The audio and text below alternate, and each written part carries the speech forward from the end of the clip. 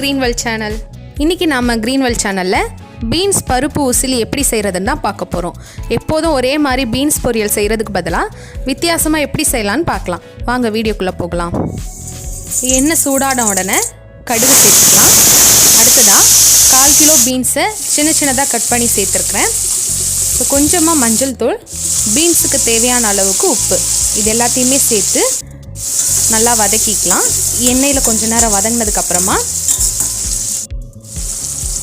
ஒரு 1/4 கப்பு போல் பீன்ஸ் வேகிறதுக்காக தண்ணியை சேர்த்துக்கலாம். தண்ணியை சேர்த்துட்டு மிதமான தீயில அடுப்பை வச்சுட்டு மூடி போட்டு ஒரு 10 நிமிஷம் வேக வைக்கலாம்.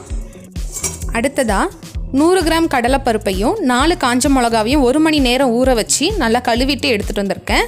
இப்போ இது கூடவே கொஞ்சமாக பெருங்காயத்தூள், தேவையான அளவுக்கு மஞ்சள் தூள், உப்பு, இது எல்லாத்தையுமே சேர்த்து தண்ணி எதுவும் ஊற்றாமல் மிக்ஸி ஜாரில் போட்டு நைஸாக அரைச்சி எடுத்துகிட்டு வந்துடலாம். இப்போ 10 நிமிஷம் ஆயிடுச்சு. பார்த்திங்கன்னா பீன்ஸ் நல்லா வெந்து வந்திருக்கு. இந்த சமயத்தில் நம்ம அரைச்ச விழுதை இது கூடவே சேர்த்துக்கலாம். அடுப்பு இப்போ ஸ்லோவில் தான் இருக்குது. இப்போ ஒரு 5 நிமிஷம் மூடி எதுவுமே போடாமல் அப்படியே சிம்லேயே நல்லா வேக விடலாம். பார்த்திங்கன்னா நல்லா வெந்து வந்திருக்கு. அவ்வளோதான், ரொம்பவே சிம்பிளாக ரொம்ப ஆரோக்கியமாக சாப்பிடக்கூடிய ஒரு டிஷ்ஷை நம்ம செஞ்சிட்டோம். பீன்ஸ் பருப்பு உசிலி.